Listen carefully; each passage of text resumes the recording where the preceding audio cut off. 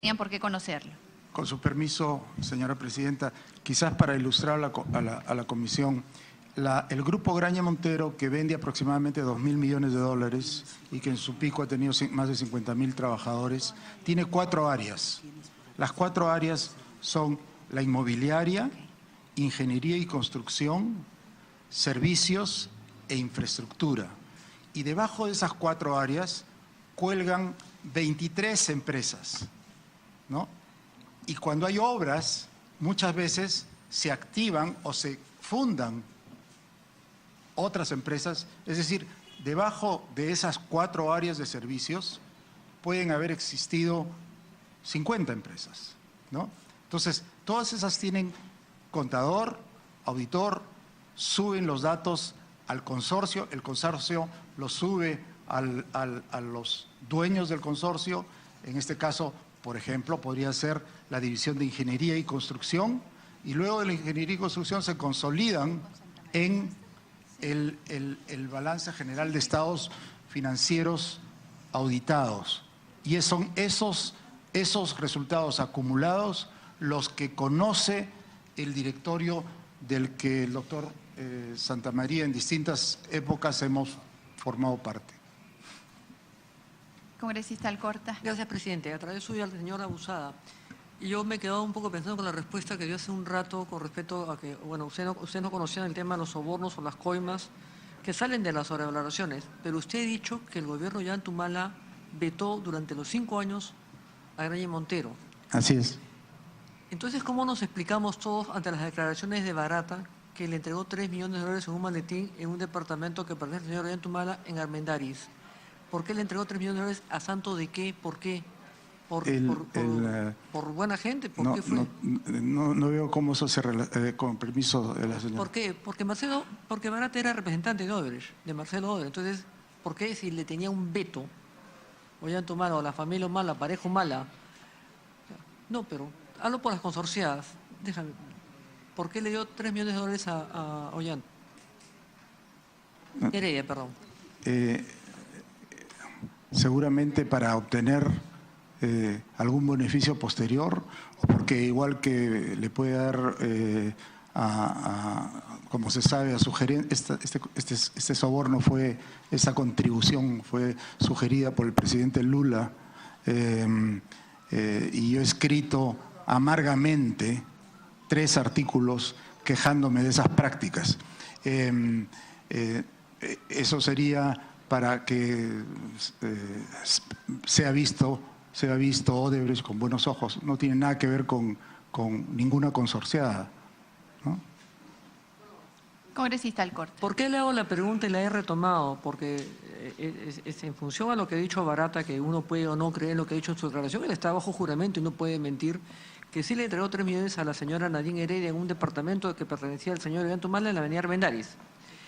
¿Por qué? Porque han sido socios, pues son las consorciadas, y según las declaraciones de los brasileros, en este caso, aunque sea del señor Lula la recomendación, que venía al plata de los Partido de los Trabajadores, esos 3 millones de dólares, obviamente porque había un compromiso más adelante, porque nadie le va a regalar pues 3 millones ni 100 mil dólares a alguien por su linda cara, pero como eran consorciadas y había la activación de que cada uno participara de las consorciadas en función económicamente de la participación de cada obra.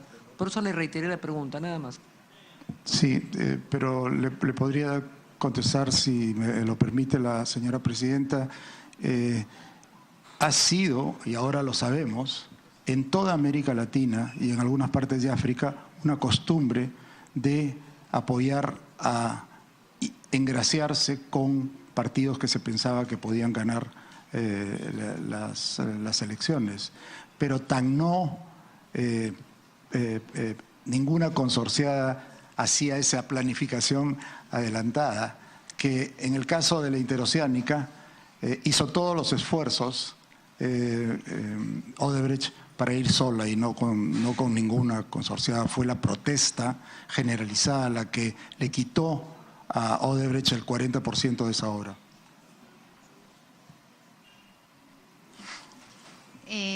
Señora Abusada, y en realidad la misma pregunta para el señor Santamaría. Digamos, ustedes eran miembros del directorio de la holding del comité de auditoría y por lo tanto no estaban enterados de los temas financieros de los consorcios. ¿Es correcto? Recibíamos los resultados financieros consolidados. Consolidados. Sí, O sea, el detalle, debidamente auditados. ¿No? Desagregado, ustedes no conocían cómo había sido el tema de riesgos adicionales, en ese detalle no. ¿Quiénes sí conocían? Digamos, si es en el consorcio, los gerentes, los funcionarios del consorcio, los auditores del consorcio. O sea, por ¿no? Graña y Montero tendría que haber conocido quién. Yo no El detalle. En esos años no sabría decir quizás quién. no el nombre del funcionario, pero sí el cargo. Digamos, las empresas tienen representantes en el consorcio, ¿no? y asumen roles con distintas responsabilidades, ¿no? Depende mucho del acuerdo de pacto de accionistas. Que, digamos, para opinar tendría que leerlo para ver, ahí pueden ver qué funciones, qué derechos y deberes tenía cada miembro del consorcio. La respuesta es la misma. ¿Coincide usted, señora Abusada? Así es. El señor Graña Miró Quesada declaró ante esta comisión que llevar a cabo el proyecto de la interoceánica fue muy complejo y que no se obtuvieron las ganancias que esperaban. ¿Puede describir desde su perspectiva qué expectativas habían en Graña y Montero respecto a los contratos de los tramos 2 y 3 en los que ustedes participaron en consorcio con Odebrecht? ¿Se refiere la señora presidenta las expectativas de ganancias? Así es. Sí. Normalmente esos proyectos tienen un margen entre 8 y 10%, ¿no? Puede ser bastante más. Pero normalmente, y si uno ve los estados financieros auditados, la contribución del negocio de construcción ya agregado es aproximadamente 10 a 11%. Pero hay una intencionalidad muy importante en el caso de Graña y Montero. Graña y Montero fue la empresa que manejó la primera concesión de operación y mantenimiento del Perú. Fue de Arequipa a Matarani. Esa concesión ya venció, esa carretera se ha devuelto ya al Estado. Un negocio bastante exitoso y bastante rentable, ¿no? El compromiso, ¿no?, con Odebrecht era, y lo sé por conocimiento de la Interoceánica Norte, que nunca Odebrecht quería participar en operación y mantenimiento. De pronto, en la Interoceánica Sur, ¿no?, Odebrecht declara que, y esto lo he leído en la prensa económica, declara que ha creado una empresa en Brasil para operación y mantenimiento de carreteras. Y arguye con Graña y Montero que ahora ellos quieren participar en la operación y mantenimiento de la Interoceánica Sur. Es ahí cuando al final no fue la utilidad de la Interoceánica, la construcción no fue del orden de 11%, fue más cercano a 5%. Pero existía la expectativa de la gran ganancia de operar y mantener esa carretera. Al negarse Odebrecht a cumplir sus compromisos iniciales, lo que hizo Graña y Montero fue vender su participación en las interoceánicas. Digamos entonces como que no había una buena relación empresarial con Graña y con Odebrecht. Bueno, siempre hay fricciones en cualquier relación, pero yo le podría decir que Graña y Montero le ha ganado importantes obras a Odebrecht compitiendo contra ellas, ¿no?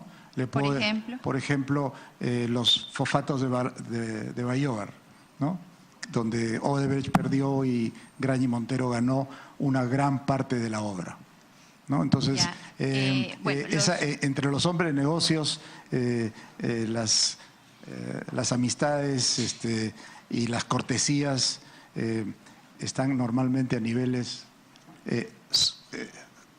a lo que sea necesario, nada más. Si hay posibilidad de sacar ventaja del otro, eso se suele hacer. Los actos de corrupción de Odebrecht, del grupo de Marcelo Odebrecht, se conocieron aproximadamente en junio del 2015. En Brasil. Sí. Sin embargo, en septiembre de ese año, Graña y Montero hace un aporte de capital y entra con una participación accionaria en el gasoducto. ¿Qué fecha? Septiembre del 2015. Sí. Realmente, Le digamos, debo, ¿no les importaba mucho con quién se aliaban? Al comienzo de mi presentación dije que yo en el 2014, al final del 2013, me desligué totalmente del grupo. Señor Santamaría. Yo puedo contestar la pregunta, Presidenta. Visto ahora, pues parece como evidentemente una decisión de negocios mal tomada, ¿no? Yo solamente quería señalar y tal vez recordar algo que dijo José Klimper más temprano en la mañana. Graña y Montero toma la decisión, hemos invitado a participar, ¿no? Cuando se comienzan los problemas o se hacen públicos los problemas de Odebrecht en Brasil y luego algunos en Perú, la empresa fue aproximada por diversos miembros en la parte financiera, los bancos, en fin, y le invitan a participar. Y Graña lo ve como una oportunidad de entrar en un proyecto que en ese momento era respaldado pues, casi por todas las fuerzas políticas, es un proyecto interesante, y toma la decisión de entrar suponiendo que Odebrecht saldría del proyecto, ¿no? Fue una discusión intensa, pero esa fue la decisión que se tomó. Para ustedes, señores Abusada y Santamaría, ¿Graña y Montero fue una víctima de los actos de corrupción de Odebrecht? Yo diría que no solamente Graña y Montero, sino que el Perú ha sido una víctima de los actos de corrupción de Señor Santamaría. Y aquí creo que ahora, con el beneficio de lo que sabemos, ¿cómo no hubiéramos sabido esto con anterioridad? El esquema corruptivo de Graña de Odebrecht ha sido masivo y sofisticado. Y yo quisiera decir que no es que ha engañado únicamente al gobierno peruano, al Congreso, a los empresarios peruanos, sino que ha engañado al mundo.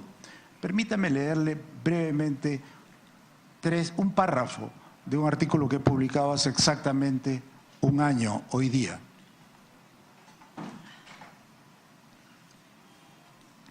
Odebrecht fue la empresa con que mayor sofisticación logró canalizar estos recursos montando un esquema internacional secreto formado por empresas de fachada e incluso adquiriendo bancos, mientras se mantenía fuera del escrutinio de los reguladores financieros de los países desarrollados al no transar en bolsa alguna. Es sorprendente que una empresa que vende 40.000 millones de dólares no figurase en ninguna bolsa donde son sujetas las empresas a un escrutinio enorme. The Economist, la afamada e influyente revista, puntualizaba recientemente que su organización, capacidad técnica y excelencia organizativa era ponderada por todo el mundo. IMD, la escuela de negocios más grande de Suiza, la consideraba la mejor empresa familiar. Disculpe usted. La mejor empresa familiar del mundo.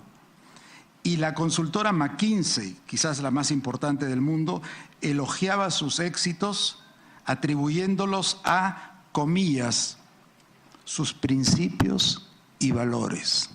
Entonces, no solamente nos ha engañado a nosotros, ha engañado al país y ha formado con muchas empresas brasileras una organización que ha servido no solamente para mantener partidos al Partido de los Trabajadores durante 12 años y ha pagado inclusive sobornos mensuales a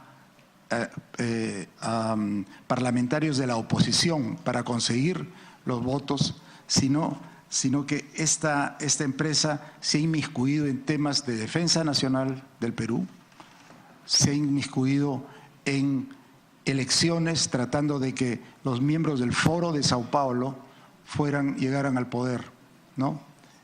¿Para qué? Porque en los delirios de grandeza de Lula quería varias cosas. La más importante es influir en toda la política americana y ser ellos los representantes de todo el hemisferio, los dueños del hemisferio, y conseguir los votos para algo que querían terriblemente, que era un asiento permanente en el Consejo de Seguridad de las Naciones Unidas. No solamente eso, perdone la extensión, pero casi que estoy involucrado emocionalmente con este tema y lo he escrito en 3 artículos en el último año. Lo que quería Lula era participar en el Consejo de Seguridad, ese era su principal motivo. Quería ser una de las economías más grandes del mundo, ya participaban en el G20, donde están las economías más grandes del mundo. Se vanagloriaban de que habían pasado a Inglaterra, porque por el tipo de cambio en un momento Brasil fue más grande que Inglaterra, ¿no? Que iban a hacer el Mundial, que iban a hacer las Olimpiadas, es decir, inclusive todo el equipo de nuestro país de Relaciones Exteriores siempre miró con una admiración increíble. Y la izquierda peruana ha tenido como modelo a Lula y como empresa emblemática a Petrobras. Congresista Alcorta. Gracias, Presidenta. El señor Aguas ha dicho una cosa bien importante, ¿no? Y yo pediría que la esclarezca. Si está vinculado el tema de los ítems que ha nombrado, como Figalo, el ministro de Justicia, lo dijo un momento, a Jenny Vilcatoma. ¿Puede hablar más fuerte, por favor? Perdón, Como señor. le dijo en una reunión cuando Jenny Vilcatoma era procuradora, el ministro Figalo, llamándole la atención, le dijo, usted no sabe que Odebrecht pone y saca presidentes. Usted ha hablado de un tema de Brasil, Odebrecht infiltrándose hasta en los temas de defensa nacional. ¿Lo ve como un tema individual particular o lo ve involucrado en toda esta situación regional? ¿A qué se refiere cuando habla de que se inmiscuyó hasta en la defensa nacional? ¿A qué se refiere puntualmente? Quizás le puedo dar alguna referencia exacta. El canciller Amorín utilizó también al ministro de Defensa humanista Luis Alberto Otárola para influir en nuestras Fuerzas Armadas con el pretexto de, comillas, una alianza estratégica destinada a mejorar la capacidad disuasiva del Perú. A través de la información que ha dado el señor Abusaba, solicito que el señor Otárola sea invitado a esta Comisión de Defensa junto con el premier del momento para que venga a esclarecer esta actuación que es de veras y es de trascendencia nacional. Estamos hablando de la defensa nacional. El premier y todos los involucrados del gobierno anterior. Congresista Es gravísima la Alcorta, acusación. tomamos nota de su pedido y coincidimos en lo delicado de esto. Vamos a solicitar una sesión conjunta dado la trascendencia del tema. Congresista Alcorta. Y yo pedí también en la Comisión de Relaciones Exteriores, no me recuerdo si cuando era presidente en la comisión, que nos alcanzara, en la Comisión de Relaciones Exteriores, que reiterar, pero se lo pongo a usted para abonar la información, todos los convenios firmados del gobierno de Antumala con Brasil, cuando la señora Nadine Heredia fue a Brasil y se contactó con el señor Patria, era el canciller en ese momento, Patriota, el canciller Patriota de Brasil, acompañada por Ana Trivelli, a la que nunca vimos más que hasta la última grada del avión y cuando subía y bajaba, nunca la vimos pisar tierra. Pero la señora Nadine Heredia se reunió con el señor Patriota, se reunió con el ministro de Defensa y se reunió con la señora Dilma Rousseff. Entonces, sí es importante, porque yo pedí ese informe, ¿cuáles son todos los convenios, contratos o tratados que se han hecho con Brasil, el gobierno de Antumala, presidenta? Lo voy a pedir también que lo solicite usted, lo reiteré en la Comisión de Relaciones Exteriores inclusive. Dentro del manejo de información que usted tiene, señora Busada, ¿sabe si se firmó algún convenio de defensa entre Perú y Brasil en esos tiempos? No lo sé. Sé que se hablaron de compra de aviones, sé que también hubo una especie de conflicto porque el gobierno llegó a comprar aviones coreanos, pero entiendo que estoy entrando en una conversación que no es objeto de lo que ustedes quieren saber respecto a Graña y Montero. Sí, y solamente para poner en contexto y no se sientan sorprendidos. La invitación se hace también por cualquier otro tema del cual ustedes tengan conocimiento y o vinculación. Este es el caso más grande de corrupción que ha conocido nuestra historia. Por lo tanto, siendo tan complejo y con tanta ramificación, las posibilidades de que ustedes puedan haber conocido, como efectivamente se verifica, por el manejo de información o por los círculos en los cuales estaban o por los cargos o por las posiciones que han tenido a lo largo del tiempo que se han dado estos actos de corrupción, es que nosotros incluimos esa parte abierta, que en realidad no es para sorprenderlos. Si ustedes tienen problemas en responder algo, simplemente lo dicen. Es más, si ustedes piensan que hay necesidad de compartir información que puede ser sensible, también podemos pasar a sesión reservada. Para que, sí, congresista Alcorta. Sí, sí. De hecho, a la comisión y de los que vienen por congelador de esa manera, pero la información que acabamos de recibir para que las Fuerzas Armadas, a través del Ministro de Defensa, ejerciera influencia en las Fuerzas Armadas es muy grave. Entonces, eso no deja llamar la atención. Como bien lo ha explicado usted a los invitados y a todos los invitados, de las preguntas que se hacen en esta comisión, pueden surgir a través de comentarios propios de los invitados o respuestas de los invitados o los mismos congresistas, surgen otras preguntas y otros involucrados. Entonces, eso es una cuestión muy fuerte, muy severa, que también se está viendo, no creo que es una sorpresa, simplemente va abonando en esa información que ya arrastra tiempo atrás. Gracias, Presidenta. Gracias. Es decir, estos actos de corrupción no solamente tenían un objetivo utilitarista en términos económicos, sino que habrían perseguido también un fin geopolítico, un fin de penetración ideológica, un fin que buscaba la hegemonía y el dominio y la expansión de Brasil en el resto del continente? Yo no estoy hablando de imperialismo ni colonialismo, estoy hablando de influencia, algo que cualquier país grande quiere tener. Eso me parece totalmente válido, ¿no? Y yo, si fuera brasileño, haría lo mismo.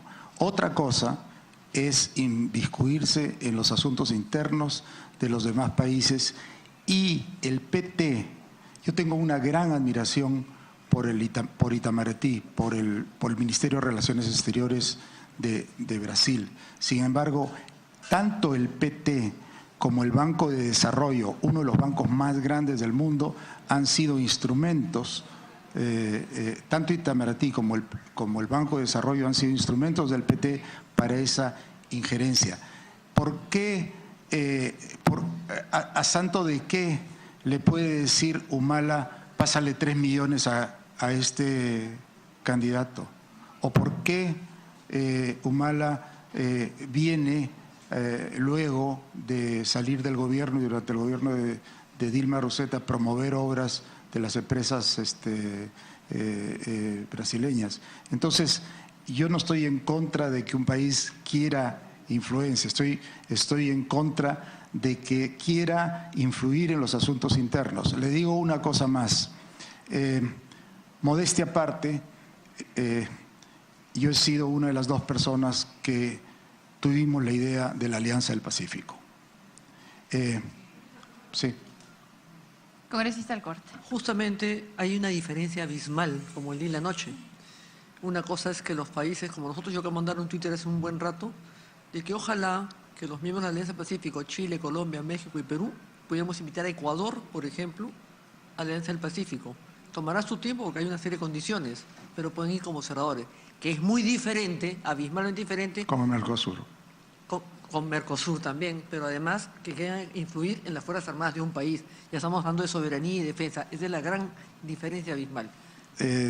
Con el permiso de la señora presidenta, yo ya he hablado con el ex canciller Luna y con la actual ministra de Relaciones Exteriores sobre la ventaja que sería ahora incluir a Ecuador. O sea que no es una cosa que me es... Pero le mencionaba que también tengo una especie de relación emocional con la Alianza del Pacífico.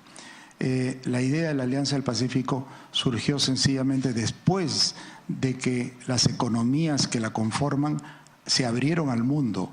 No fue como el Grupo Andino, que quisieron crear una fortaleza separada del mundo. Es decir, si ya nos habíamos abierto a Estados Unidos, a la China y al Japón, ¿por qué en ese momento teníamos que estar divididos nosotros en América Latina? Entonces, siendo yo particularmente contrario durante muchos años al Grupo Andino, es decir, a los acuerdos regionales, siendo contrario al Mercosur, porque el Mercosur es sencillamente una fortaleza que le está haciendo sufrir mucho a Brasil porque es una economía cerrada, ¿no? Entonces, ¿qué es lo que ha hecho gente del Foro de Sao Paulo? Han querido que se fusione el Mercosur con la Alianza del Pacífico. ¿Para qué?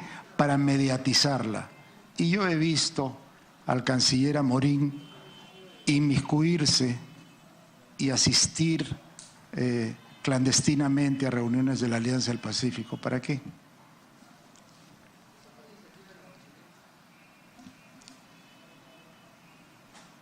Señor Abusada, durante el ejercicio de su cargo, usted registra 7 viajes a Brasil. ¿Estos viajes o alguno de ellos fueron para realizar coordinaciones con funcionarios de la empresa Odebrecht? Hace 18 años tengo una hija que vive en Sao Paulo y tengo 2 nietitos, Alejandro y Natalia, y en esos 15 años creo que debió ir bastante más a Brasil, pero ellos han venido aquí, esa es la razón de mis viajes. ¿Sus parientes que están en Brasil tienen relaciones laborales o empresariales con algún grupo de la empresa Odebrecht? No tienen ninguna relación con ninguna empresa brasilera. ¿A usted le llegó alguna alerta temprana u observación previa en relación a la existencia de una partida denominada riesgos adicionales? Jamás. ¿Sabe usted? Sí, congresista Violeta. Luego no tener que extenderme en mi intervención, pero solo para precisar, ¿los riesgos adicionales existían en algún concepto contable en la contabilidad de Graña y Montero? ¿Quedaba algún registro de riesgos adicionales? Ninguno en los estados financieros consolidados y auditados, ¿no? Yo no sé si el auditor ha tenido acceso cuando ha visto, porque el auditor ve a todas las empresas, ¿no? Y trabaja durante todo el año con un equipo bastante grande. Yo no sé si este concepto, que sí aparece en la literatura económica y financiera, ha estado presente, ha sido anotado, por ejemplo, en alguna de las empresas de abajo del holding. En todo caso, nunca ha subido a la empresa, a los datos consolidados. Congresista Violeta. Gracias, presidente. Esta va a ser mi segunda interrupción y prometo no preguntar más, pero en realidad creo que el señor Santamaría, como señora Abusada, podrían preguntar esto. De la primera presentación que tuvimos con el señor Klimper, nos quedó una duda sobre un mandato, una obligación funcional que tienen los miembros del Comité de Auditoría y Procesos, en el sentido de que el artículo 42, específicamente el numeral 42.6, señala una obligación funcional que deben cumplir quienes realizan esta labor, ¿no? Y dice, la función principal de este comité será velar por el buen gobierno corporativo, la idoneidad de los procedimientos internos y la transparencia en todas las actuaciones de la sociedad en los ámbitos económicos, financieros y auditoría. En fin. Y más abajo, en el literal E del mismo artículo, dice, entre otros, revisar las cuentas de la sociedad en coordinación con la gerencia y los auditores externos. Digo esto porque no nos queda claro el ámbito de aplicación de este artículo en relación ya a las funciones específicas de este comité de seguimiento, de auditoría en procesos. Es decir, lo que nos han dado a entender es que se lleve una revisión sobre los estados financieros consolidados. Pero está claro que esos estados financieros siguen como un curso para que lleguen a estados consolidados. Ha habido, ¿no es cierto?, etapas previas. Y entiendo que esa información les debía llegar también al comité como estados financieros generales, ¿no? En consecuencia, lo importante aquí es saber si se podía o no advertir estas famosas partidas sobre riesgos adicionales que hubieran generado la alerta a la que se refería la congresista Bartra. Señor Presidenta, Santamaría. congresista Violeta,